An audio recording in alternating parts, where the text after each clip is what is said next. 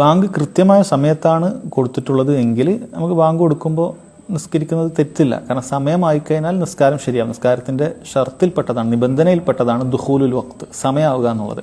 അപ്പോൾ ബാങ്ക് കൊടുക്കാൻ ആരംഭിച്ച സമയമായി എന്നാണ് മനസ്സിലാകുന്നത്. ബാങ്ക് കൃത്യസമയത്താണ് കൊടുത്തത് എങ്കിൽ നമുക്ക് എന്ത് ചെയ്യാം, നിസ്കാരം ആരംഭിക്കാം. പക്ഷെ നമുക്ക് അവിടെ സുന്നത്ത് നഷ്ടപ്പെടും.